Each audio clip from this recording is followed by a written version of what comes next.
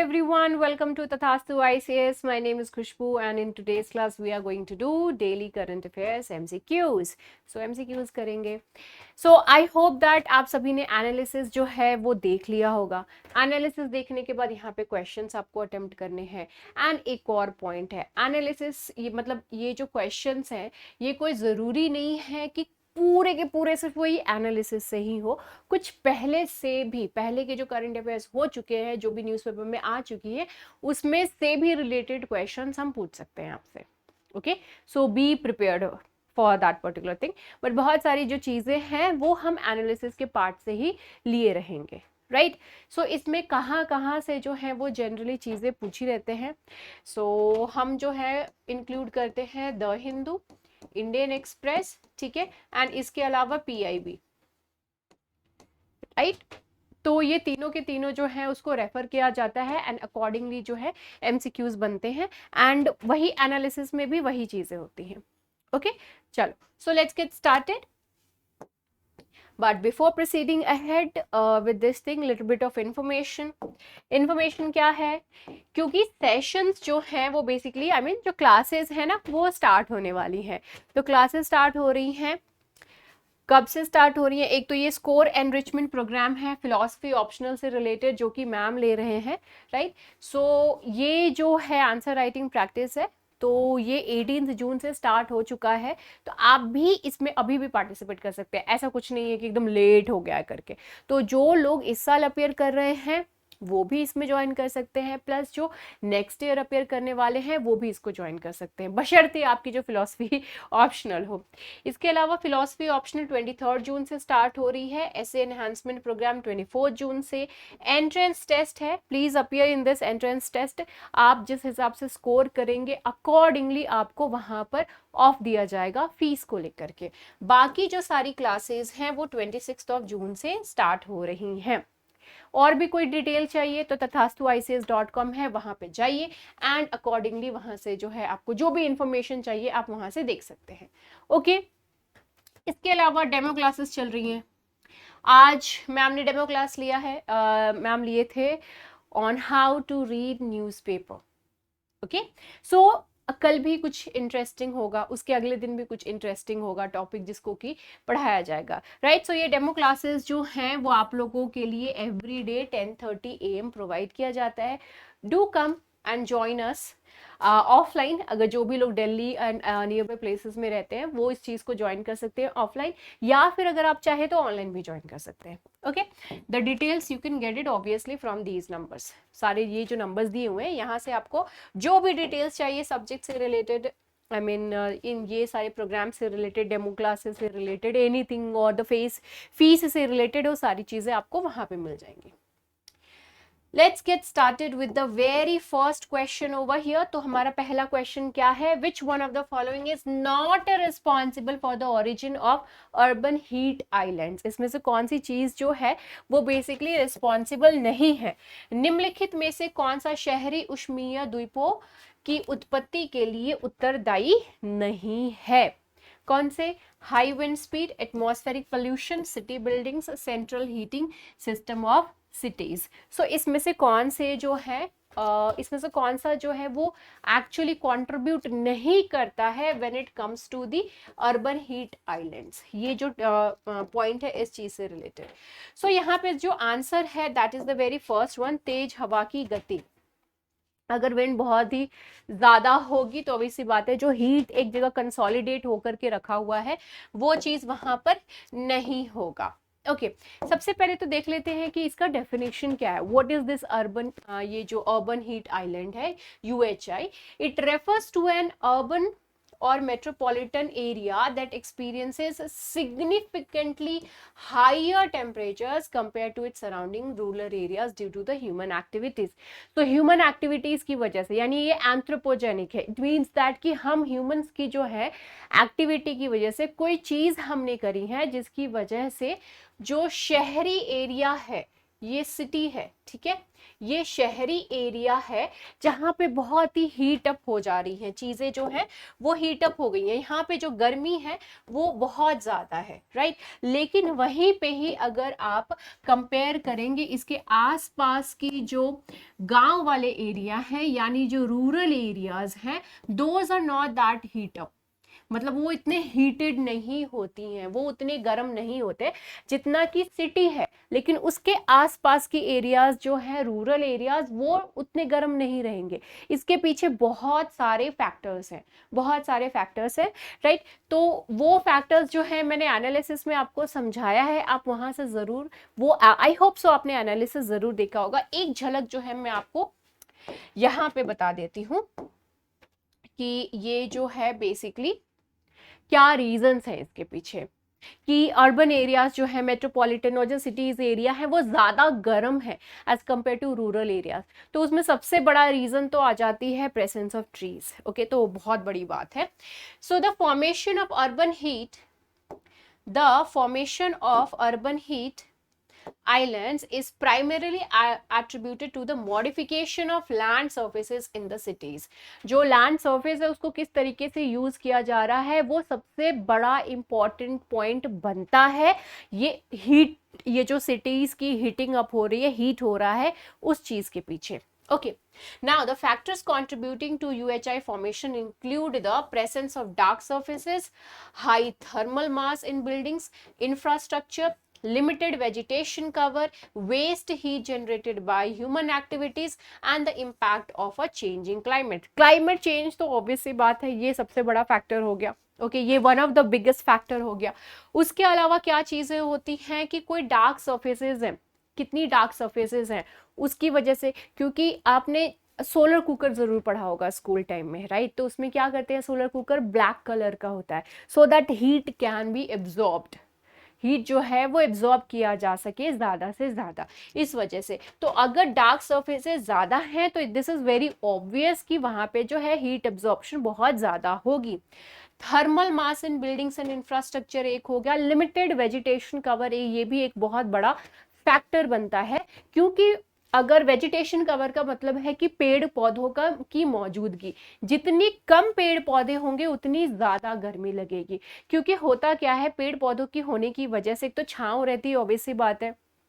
इसके अलावा ट्रांसपिरेशन भी होता है, जो एक्सचेंज ऑफ, मतलब जो हीट की वजह से ट्रांसपिरेशन हो रहा है, उसकी वजह से भी आसपास का जो एरिया है, अगर number of trees are really very good in number, मतलब बहुत ही अच्छे नंबर में है, तो in that particular case what happens कि ट्रांसपिरेशन की वजह से जो हीट है वो थोड़ी कम होती है। इसी वजह से गर्मी जो है, अगर गर्मियों के टाइम में अगर आपको कभी मौका मिलता है गाँव जाने का, भले ही वहाँ पे इलेक्ट्रिसिटी नहीं उतना टाइम रहे, हालांकि आजकल तो काफी टाइम तक रहती है, बट स्टिल व्हाट हैपेंस, वहां पे जो है सुकून मिलेगा, ठंडक एक रहती है, अगर आप एसी के आदी नहीं हैं तो। ओके, चलिए now let's move on to the next particular topic. यहाँ पे ये जो फिगर है ये बहुत ही सुंदर तरीके से बेसिकली यहाँ पे रिप्रेजेंट किया हुआ है अर्बन हीट को लेकर के, this is really very good. इसी ये जो सारा एक्सप्लेनेशन मैंने ऑलरेडी एनालिसिस में किया हुआ है, तो please do cover that one, उसको जरूर देख लीजिएगा। नेक्स्ट टॉपिक है consider the following statements regarding monkey pox. Monkey pox जो है वो बहुत ज्यादा न्यूज में है, तो इससे रिलेटेड कुछ यहाँ पे स्टेटमेंट्स दिए हुए हैं, निम्नलिखित जो चीजें हैं यहाँ पर आपको दी हुई हैं, आपको बताना है कि इसमें से जो है कौन से सही है, ठीक है, राइट। सो 3 स्टेटमेंट्स हैं आपको, और यहाँ पे बताना है कि कौन से जो है वो सही है। Okay, so very first one is it is a zoonotic disease, ये एक जूटोनिक डिजीज है। दूसरा बोल रहा है कि it is caused by bacteria, and तीसरा statement is saying that the current monkey pox outbreak is recently declared a public health emergency of international concern, public health emergency of international concern by WHO, world health organization के द्वारा जो है इसको an emergency के तौर पे इसको घोषित कर दिया गया है। आपको बताना है कि इसमें से कौन सा जो स्टेटमेंट है वो सही है। सो आंसर जो है इसका ओनली टू जो है वो सही है। बेसिकली यहाँ पर वायरस इन्वॉल्व है, ना कि that of the bacteria. So this is how it actually looks like. Okay, इसको जो है स्मॉल पॉक्स के साथ कंफ्यूज मत होइएगा। डेफिनेशन क्या है मंकी पॉक्स की? तो मंकी पॉक्स क्या है? ये एक जूटोनिक डिजीज है जो कि ट्रांसमिट होता है इन्फेक्टेड जो एनिमल्स होते हैं उससे टू ह्यूमंस। सो एनिमल्स से ह्यूमंस में ये ट्रांसमिट होता है। It has been detected in animals such as squirrels, rats, dormice and the monkeys. इन सभी में जो है ये बेसिकली पाया गया है। क्या कहते हैं मंकी पॉक्स को। ट्रांसमिशन कैसे होता है? ट्रांसमिशन जो है वो बेसिकली बॉडीली फ्लूइड से इन कांटेक्ट, अगर आप कांटेक्ट में आते हैं तब ये ट्रांसमिट होता है। So monkey pox can be transmitted through contact with bodily fluids, skin lesions, then respiratory droplets and contaminated objects. इन सारी चीजों से जो है ये ट्रांसमिट होता है। तो बेसिकली अगर कंटामिनेटेड जो चीज है किसी तरीके से ना कंटामिनेट हो गई है, उसको आपने जो है यूज कर लिया किसी तरीके से, तो you are getting in touch with it the virus, so फैल गया, राइट। डायरेक्टली इन टच आ रहे हैं, सो फैल गया, right. So this is something which is needs to be, no, you are suppose to protect yourself. Human to human transmission जो है वो लिमिटेड है, with the longest documented chain of transmission being 6 generations। 6 generations, यहाँ पे limited बोल रहे हो, my God. So 6 generation is really very huge, बहुत लंबा टाइम पीरियड होगा अगर 6 generation की बात कर रहे हैं। ये कोई छोटा मोटा तो है नहीं, है ना। स्मॉल पॉक्स जो है पहली बार डिस्कवर हुआ था 1958 में, एंड ये मंकीज में ही मिले थे। तो मंकी पॉक्स जो है ये नाम पड़ गया इसका, leading to its name. Okay, इसका नाम जो है इसी वजह से पड़ गया क्योंकि पहली बार मंकीज में मिला था, इस वजह से। स्मॉल पॉक्स जो है और मंकी पॉक्स के बीच में कभी जो कंफ्यूजन नहीं होने का, इसमें कंफ्यूजन वाला कोई भी सीन नहीं है। मंकी पॉक्स जो है वो सेम जीनस ही है जैसा कि that of the small pox. Monkey pox causes symptoms similar to that of the small pox. दोनों की जो सिम्टम्स है वो सेम है, लेकिन they are generally less severe. Smallpox was eradicated globally through vaccination। Small pox जो है almost खत्म, ठीक है, ग्लोबली उसको एराडिकेट कर दिया गया है। क्यों, कैसे? वैक्सीनेशन को लेकर के। लेकिन ये मंकी पॉक्स का ऐसा कुछ सीन नहीं है अभी, तो इसका ऐसा कोई मेडिकेशन भी नहीं है। ओके, तो वो एक सबसे बड़ा कंसर्न है मंकी पॉक्स को लेकर के, इसलिए इसको जो है इमरजेंसी के तौर पे बोला जा रहा है, right. So there is no specific treatment for monkey pox, no specific treatment is there, right. Apart from that monkey pox continues to occur mainly in central and that of the west Africa. Central and west Africa जो है वहां पे इसका presence काफी ज्यादा देखने के लिए मिल रहा है कि वहां पे ये काफी ज्यादा फैल रहे हैं। नेक्स्ट क्वेश्चन है with reference to light pollution consider the following statements. Light pollution से रिलेटेड है। This is something which was not that much highlighted, but as of now जो है ये थोड़ा पेस पकड़ रहा है because the concern is really very huge. The very first statement यहाँ पर कह रहा है कि first statement is nocturnal dung beetles being affected by light pollution की वजह से जो है इनको दिक्कत हो रही है। दूसरा पॉइंट कह रहा है most of the certified international dark sky places located in developed countries in the northern hemisphere. Third one is shielding lights to prevent light spillage. Okay, so ये लाइट पोल्यूशन से रिलेटेड कुछ points जो है यहाँ पर दिया हुआ है। प्रकाश रिसाव को रोकने के लिए परिरक्षण रोशनी। ओके, चलिए देखते हैं। यहाँ पे तो खैर आंसर ही है ऑल ऑफ दी अबव, ठीक है, मेरे ख्याल से इसको आंसर मैंने इसी में कर दिया। All of the above statements, जितने भी स्टेटमेंट्स हैं वो सारे के सारे यहाँ पर सही दिए गए हैं, ठीक है। तो एज सच जो है आपको आंसर करने की जरूरत ही नहीं पड़ी। आपने तो देखा होगा, बोलेंगे अरे मैम आंसर तो दिया हुआ है और आप क्वेश्चन पढ़ रहे हो। That's important. Nocturnal dung beetles are forced to search for cues in their immediate surroundings when they can no longer navigate using natural light from the sky due to light pollution. यहाँ पे light pollution देखिए, actually too much of light is good for us but not that, but this much of light is good for us but not for those insects or small I mean the other insects or animals and all, जो कि they are not made for these kind of lights. इतना जो lighting है ये सारी चीज़ों के लिए, those are not acceptable to them. वो चीज़ें जो है उनको एक्सेप्टेबल नहीं है दे, क्योंकि उनका जो नेचर है दैट इज़ कम्प्लीटली डिफरेंट। उनको जो है स्काई से जो भी नेचुरल लाइट आती है उसके अकॉर्डिंग काम करने का जो है उनको बनाया गया है, प्रकृति ने उनको उसी हिसाब से बनाया हुआ है। लेकिन यहाँ पर टू मच ऑफ लाइट की वजह से, ढेर सारी लाइट की वजह से, जो उनकी एक तरीके से आप कह सकते हैं सिंपलेस्ट ऑफ सिंपलेस्ट वर्ड्स में अगर मैं कहूँ तो उनकी जो दिनचर्या है, मतलब रातचर्या है, जो रात में जो उनको जो भी चीज़ें करनी होती है, हंटिंग करनी होती है एंड ऑल, तो वो सारी चीज़ें जो भी काम मूवमेंट सारी चीज़ें करनी होती है उसमें उनको दिक्कत होती है। Okay, so that's the problem over here. Majority of the certified international dark sky places are located in the developed countries, जो कि northern hemisphere में आते हैं, and these places have implemented measures to adjust artificial lighting to reduce sky glow and light trespasses.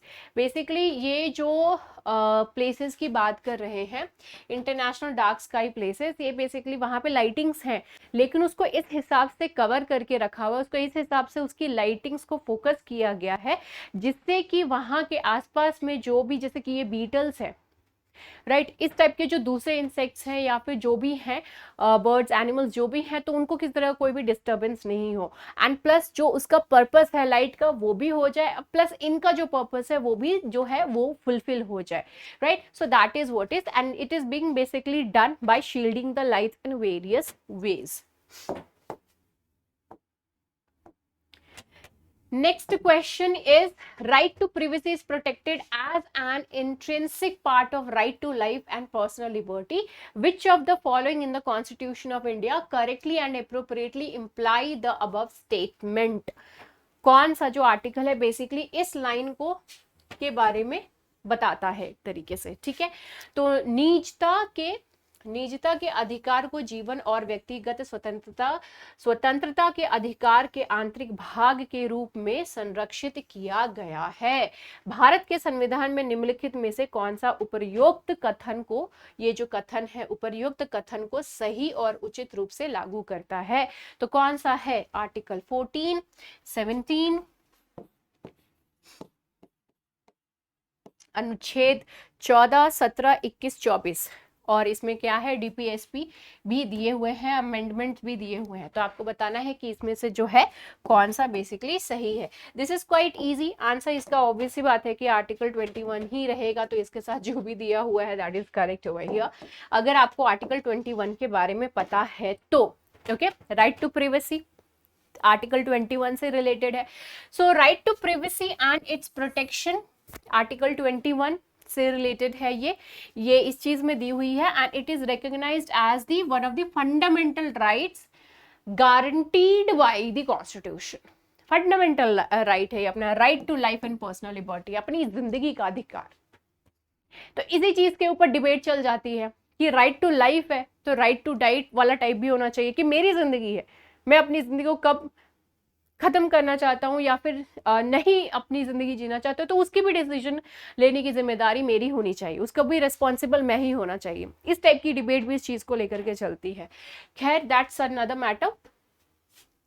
Supreme court declaration, supreme court ने जो है just इसमें जो एक लैंडमार्क डिसीजन हुआ था, जस्टिस के S पुट्टा Swami retired versus union of India 2017, इस पर्टिकुलर केस में ये चीज आया था कि सुप्रीम कोर्ट ने कहा, ये डिक्लेयर कर दिए थे कि जो राइट टू प्राइवेसी है वो भी एक फंडामेंटल राइट है, लेकिन इससे पहले इस चीज को नहीं कहा गया था कि इट इज नॉट प्रोटेक्टेड। इससे पहले यही चीज थी कि it is not protected basically. Okay, explained what does the alleged CoWIN data leak reveal. तो इस चीज से रिलेटेड है, क्योंकि आपकी पर्सनल इंफॉर्मेशन जो है वो वहां पे रिलीज कर दी गई है, वेदर यू आर वैक्सीनेटेड और you are not, and everything else about your numbers, your Aadhaar and everything. वैसे तो आधार तो हम लोग इस तरीके से बांट देते हैं, कहीं पे भी किसी को दे देते हैं, that is also another issue. Consider the following statements related to Vaibhav fellowship program. ये वैभव फेलोशिप प्रोग्राम से रिलेटेड यहाँ पर आपको कुछ कथन दिए हुए हैं, आपको बताना है कि इसमें से कौन सा जो है सही है, which one of these are correct. ठीक है, कौन से जो है वो करेक्ट है। पहला स्टेटमेंट कह रहा है that awarded to outstanding scientist, this award is awarded to outstanding scientists and technologists of Indian origin like NRI, OCI, PIO who are engaged in research activities in their respective countries. एक तरीके से Indian origin के हैं तो obviously बात है कि वो एक प्राउड मोमेंट लेकर के आते हैं. Next is it is implemented by the Department of Science and Technology, Ministry of Science and Technology. ये डिपार्टमेंट एंड वो मिनिस्ट्री जो है इसमें इन्वॉल्व होती है. खैर बताइए अब इसका आंसर क्या होगा. So the answer over here is both the statements. दोनों ही जो स्टेटमेंट्स हैं वो यहाँ पर सही हैं. ठीक है.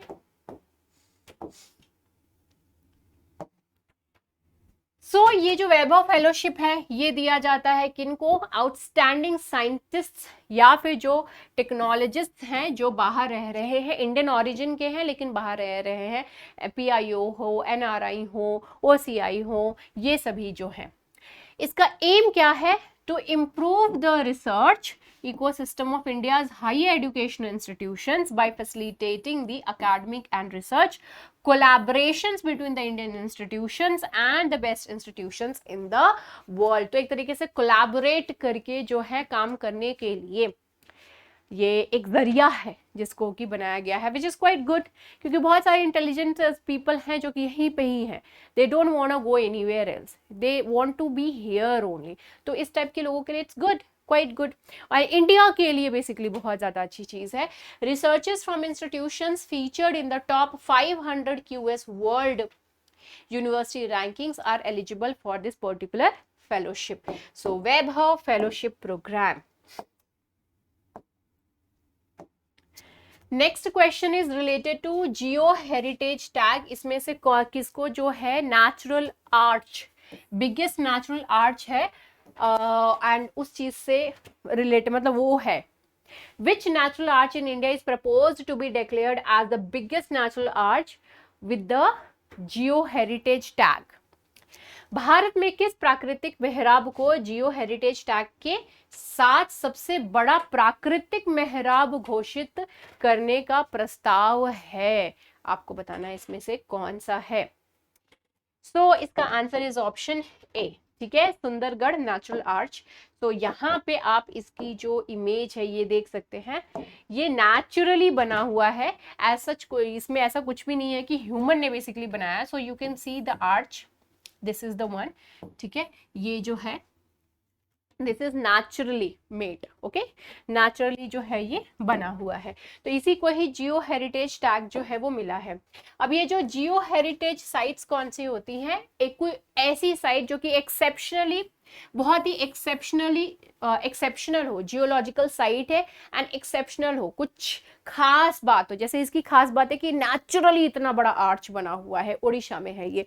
Okay, geomorphological, mineralogical, petrological and paleontological significance, including caves and natural rock sculptures that hold national and international interest, जिसमें कि national and international interest दोनों ही हो and इस टाइप के जो फीचर्स हो उस चीज को ये satisfy करता हो, इस तरीके की जो चीजें हैं उसको. ओके, तो उस टाइप की जो प्लेसेस हैं उनको ये टैग जो है वो दिया जाता है. ये सुंदरगढ़ नेचुरल आर्च जो है ये कहाँ पर है? It is there in the, it is situated in the ferruginous sandstone of the upper Kamthi formation dating back to that of the Jurassic age. ये जुरासिक एज टाइम पीरियड का है, middle Jurassic age time period का, lower से लेकर के middle Jurassic time period में जो है इसका ओरिजिनेशन हुआ है. मतलब उस टाइम अप्रॉक्सीमेटली इसकी डेटिंग जो है उतनी पुरानी जाती है, 184 से लेकर के 160 मिलियन ईयर्स अगो. इतना पुराना आर्च है ये जुरासिक. बस जुरासिक बोल दिए एज, बस उसी में जो है लोग एक्साइटेड एंड हैप्पी रहेंगे इस प्लेस को विजिट करने के लिए. Okay,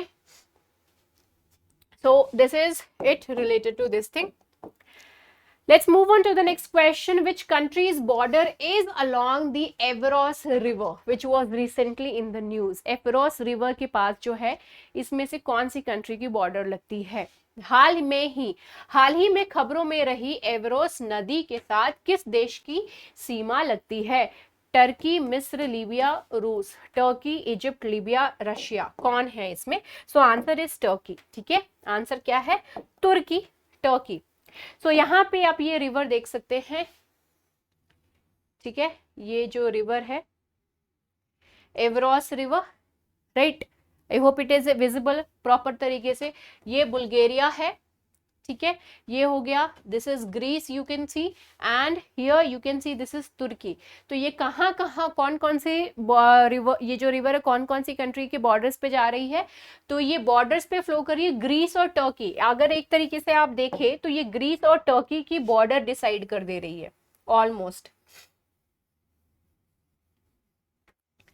ठीक है, ये थोड़ा सा एरिया को छोड़ करके, ये जो छोटा सा एरिया यहाँ पे रह रहा है, इस पर्टिकुलर एरिया को छोड़ करके, राइट, लेकिन ये पूरा का पूरा जो बॉर्डर है वो इसी रिवर के ऊपर डिसाइडेड है। ठीक है, रिवर के ऊपर, एंड ये बुल्गारिया में भी फ्लो करती है। तो 3 हो गए, बुल्गारिया हो गया, ग्रीस हो गया, तुर्की हो गया।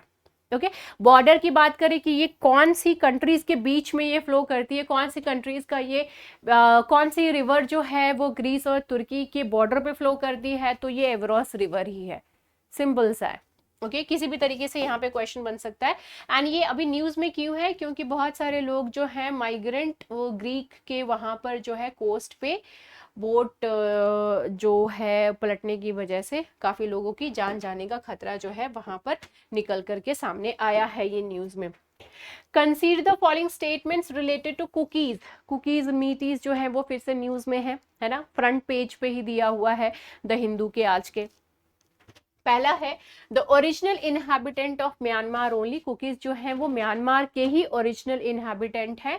दूसरा है present in all north eastern states of India, सारे ही ये भारत के सभी उत्तर पूर्वी राज्यों में मौजूद हैं। तीसरा कह रहा है originally Christians but did follow animist and worshipped different deities as well.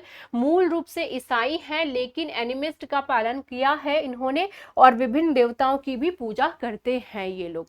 तो आपको बताना है कि इसमें से कौन से स्टेटमेंट्स जो हैं वो बेसिकली करेक्ट है। सो ये थोड़ा सा कॉम्प्लिकेटेड है, अगर आपको कोई भी जो डिटेलिंग अच्छे से नहीं पता है तो। यहाँ पे सिर्फ म्यांमार लिखा हुआ है तो ये गलत है। ये सारे के सारे नॉर्थ ईस्टर्न स्टेट्स में नहीं मिलते हैं क्योंकि अरुणाचल प्रदेश में नहीं है ये। ठीक है, क्रिश्चियंस बनने की जो कहानी है it dates back to that of the Britishers time period. North eastern में जो लोग थे वो एनिमिस्ट एंड वर्शिप, ये जो है डिफरेंट डिफरेंट देवी देवताओं को पूजा किया करते थे। लेकिन जब ये यहाँ पे ये जब ईस्ट इंडिया कंपनी आई थी तो उन्होंने पहले तो उनका पर्पस था ट्रेड करना, व्यापार करना, लेकिन धीरे धीरे उन्होंने क्या किया, जो क्रिश्चियन मिशनरीज थी उनको भी यहाँ पर लेकर आए और उन्होंने अपना एक तरीके से पर्पस स्टार्ट कर दिया कि क्रिश्चियंस बनाने का, उनको कन्वर्ट करने का। तो ये जो थे ये बेसिकली, अब इसी बात है, नेचर को पूजा किया करते थे। तो फिर बाद में इन्फ्लुएंस हो करके they started obviously they started joining this thing. The Christian जो है ये क्रिश्चियंस बेसिकली बनने लगे थे। तो ये ओरिजिनली क्रिश्चियंस नहीं थे, ओरिजिनली ये एनिमिस्ट थे और डिफरेंट डिफरेंट देवी देवताओं को पूजा करते थे। Later on they became the Christians over here. Okay, so ये पर्टिकुलर पॉइंट जो है ध्यान में रखिएगा। सो कुकी जो है ये एथनिक ग्रुप है कंसिस्टिंग ऑफ मल्टीपल ट्राइब्स होते हैं इसमें, and they originally inhabited the north eastern states. ये ओरिजिनली नॉर्थ ईस्टर्न स्टेट्स में इंडिया के रहते हैं, and that of the Myanmar and Bangladesh. ठीक है, तो नॉर्थ ईस्टर्न स्टेट्स में रहते हैं, एक्सेप्ट यहाँ पे ध्यान में रखिएगा कि अरुणाचल प्रदेश में दीज आर नॉट फाउंड, वो ये वहां नहीं रहते हैं। इनका प्रेजेंस आपको म्यांमार एंड बांग्लादेश के भी कुछ एरियाज में देखने के लिए मिलेगा। इसके अलावा ये जो टर्म कुकी है it was not chosen by the ethnic group. इन्होंने जो है बेसिकली अपने लिए अपना नाम नहीं रखा था कि प्लीज कॉल मी कुकी। तो ये जो है नाम बेसिकली यूज किया गया था कॉलोनियल रूल के टाइम पीरियड में। उस टाइम पीरियड में जो है ये ब्रिटिशर्स ने इनको रेफर करने के लिए ये नेम जो है ये यूज किए थे। ठीक है, लगभग around 50 tribes of Kuki peoples in India have officially official recognition as the scheduled tribes. ये एसटीज में आते हैं। 50 ट्राइब्स जो है कुकीज की वो इस पर्टिकुलर कैटेगरी में आते हैं। Okay, this is related to what the cookies. Okay, चलो now let's move on to the next question. ये है क्वेश्चन गांधी पीस प्राइज से रिलेटेड। ओके, ये भी न्यूज़ में है। अभी गीता जो प्रेस है उसको मिला है, तो उसको भी लेकर के अभी जो है कंट्रोवर्सी स्टार्ट हो गई है। न्यूज़पेपर में फिलहाल है, लेट्स सी न्यूज़ में कितने डिबेट्स होते हैं। तो पहला यहाँ पे पॉइंट कह रहा है the prize can be given to individuals, associations, institutions और ऑर्गेनाइजेशंस। तो ये जो पुरस्कार है व्यक्तियों, संघों, संस्थानों या संगठनों को दिया जा सकता है। दूसरा पॉइंट इसमें कह रहा है that it is open to all persons, हर किसी के लिए ये ओपन है, regardless of nationality, creed, race और सेक्स। यह राष्ट्रीयता, पंथ, जाति या लिंग के परवाह किए बिना सभी व्यक्तियों के लिए खुला है। तो ये जो गांधी पीस प्राइज है या फिर गांधी शांति पुरस्कार है, ये किसी को भी दिया जा सकता है, बेसिकली ये बोल रहे हैं। अब आपको बताना है कि इसमें से कौन से जो स्टेटमेंट्स हैं वो इनकरेक्ट है। ठीक है, कथन जो है वो गलत है, जो सही नहीं है। अगर आप ध्यान से नहीं पढ़ेंगे तो ये क्वेश्चन गलत हो जाएगा। Just that simple. ओके, तो यहाँ पे जो है कोई भी जो स्टेटमेंट्स वो गलत नहीं है। दोनों ही जो स्टेटमेंट्स यहाँ पर दी गई हैं ये एक्चुअली में सही है। Both the statements are correct. So Gita Press जो कि गोरखपुर में है, it has been awarded as the Gandhi peace prize for 2021। Okay, so this is what is in news. And जिसको ये अवार्ड मिलता है that organization, institutions, person, whatever it is, so उनको 1 करोड़ रुपए दिया जाता है। इसके अलावा जो है citation in a scroll and a plaque, and obviously बात है जो हैंडीक्राफ्ट या फिर जो ट्रेडिशनल हैंडीक्राफ्ट या हैंडलूम है उससे बनी हुई जो चीज है वो उनको दी जाती है, उनको फेलिसिटेट करने के लिए। ठीक है, नेक्स्ट क्वेश्चन है consider the following statements. The very first statement is every individual has the right to life and personal liberty. ठीक है, ये पहला बोल रहा है प्रत्येक व्यक्ति को जीवन और व्यक्तिगत स्वतंत्रता का अधिकार है। दूसरा स्टेटमेंट है this right applies to both citizens and non citizens. ये जो राइट है, जिस राइट के बारे में, जिस अधिकार के बारे में बात किया जा रहा है, ये नागरिकों और गैर नागरिकों दोनों पर लागू होता है। तीसरा पॉइंट कह रहा है violations occur when under trial prisoners are held in judicial custody indefinitely. उल्लंघन तब होता है जब विचाराधीन कैदियों को अनिश्चित काल के लिए न्यायिक हिरासत में रखा जाता है। लास्ट बोल रहा है the state does not have the power to infringe upon this right. राज्य के पास इस अधिकार का उल्लंघन करने की शक्ति नहीं है। Okay, so this is what is the statement, these are the statements which has been given. अब आपको बताना है कि ये जो स्टेटमेंट्स हैं, ये जो सारे कथन हैं, ये किसके बारे में बेसिकली बात कर रहा है। ओके, सो किसके बारे में बात कर रहा है, बड़ा सिंपल सा है यहाँ पर। तो ये आर्टिकल 21 से रिलेटेड है। अभी थोड़ी देर पहले ही हमने इसी सेशन में क्वेश्चन किया, तो आपको इसका आंसर सही देना बनता था। दिया है कि नहीं? Do let me know. Okay, कि आपने जो है करेक्ट आंसर दिया या फिर गलत दिया। So this was it related to our MCQs. So ये हमारे MCQs हैं। आई होप आप लोगों को मजा आया होगा MCQs करते हुए। तो मेरे MCQs जो हैं वो आज से कुछ रिलेटेड थे एंड कुछ पहले से भी रिलेटेड थे। ओके, धीरे धीरे I will be shifting completely to today's, मतलब जो दिन का होगा उसी दिन के MCQs, मतलब जो भी एनालिसिस है। सो आई होप आप लोग जो है मेरी एनालिसिस भी देखे होंगे, न्यूज एनालिसिस, तो उस चीज को जरूर कवर कर लीजिएगा। तो न्यूज एनालिसिस में एक चीज जरूर ध्यान दीजिएगा कि everything is not important, right. So I won't be like कि हर एक आर्टिकल से रिलेटेड आपको ना 1 घंटा 1.5 घंटे का सेशन में ऐसा कुछ दे दूं जिसमें कि फालतू की चीजें दुनिया भर की हों। ओके, तो मेरी जो न्यूज एनालिसिस है उसको कवर करिए, प्लस आपका ये daily current affairs MCQs, that's it. You don't have to do anything else, that's it. इसकी PDF की जो बात आप बोल रहे हैं वो PDF आपको टेलीग्राम चैनल में मिल जाएगा, जिसका लिंक जो है डिस्क्रिप्शन बॉक्स में दिया हुआ है। So from there you can go obviously join the क्या कहते हैं टेलीग्राम चैनल, एंड वहां से PDF डाउनलोड कर सकते हैं। ओके, अपार्ट फ्रॉम दैट ये कोर्सेज जो हैं वो बहुत जल्दी अब स्टार्ट होने वाली हैं, तो do join these courses. So see you in the next class. Bye bye, take care and have a great time. Bye bye.